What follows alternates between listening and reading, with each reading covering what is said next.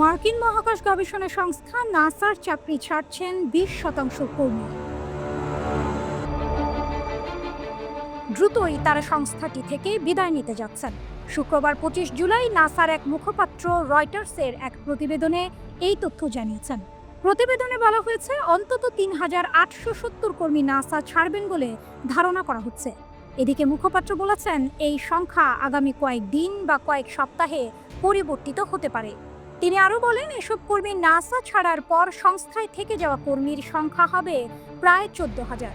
এদিকে পলিটিকোর বরাতে দ্য গার্ডিয়ানের এক প্রতিবেদনে বলা হয়, নাসার কর্মীদের মধ্যে অন্তত 2600 জনের চাকরি হারানোর পেছনে যুক্তরাষ্ট্রের প্রেসিডেন্ট ডোনাল্ড ট্রাম্পের সাবেক ঘনিষ্ঠ মিত্র ধনকুবের ইলন মাস্ক রয়েছেন।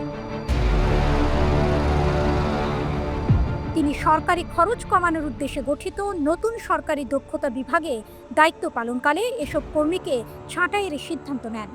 পরে তিনি নিজেই এই বিভাগ থেকে সরে দাঁড়ান। দ্বিতীয় মেয়াদে মার্কিন প্রেসিডেন্ট হিসেবে ট্রাম্প দায়িত্ব নেওয়ার পর এখন পর্যন্ত নাসার প্রায় $12 কোটি অনুদান বাতিল করা হয়েছে। হোয়াইট হাউস আগামী বছরের জন্য সংস্থাটির মোট বাজেটের 1/4 কমানোর প্রস্তাব দিয়েছে। আন্তর্জাতিক অনেক মহাকাশ মিশন বাতিল করা হয়েছে এবং 2026 সালের নাসার বিজ্ঞান বাজেটের প্রায় অর্ধেক কাটা পড়ার আশঙ্কা রয়েছে।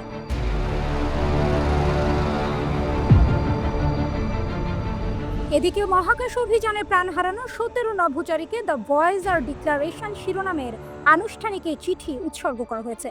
এতে সতর্ক করে বলা হয়, যদি নাসার বিজ্ঞান গবেষণার অনুদান, কর্মী সংখ্যা ও আন্তর্জাতিক মিশনের ওপর প্রস্তাবিত বাজেট কাটছাঁটের সিদ্ধান্ত বাস্তবায়ন করা হয়, তবে এর পরিণতি ভয়ানক হতে পারে।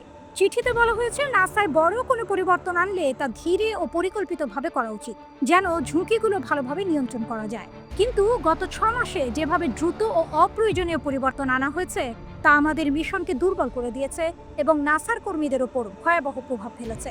চিঠিতে আরও বলা হয়, যখন আমাদের নেতারা মানুষের নিরাপত্তা, বৈজ্ঞানিক অগ্রগতি ও জনগণের অর্থের সঠিক ব্যবহারের চেয়ে রাজনৈতিক ফায়দাকে বেশি গুরুত্ব দেন, তখন আমাদের মুখ খুলতেই হয়।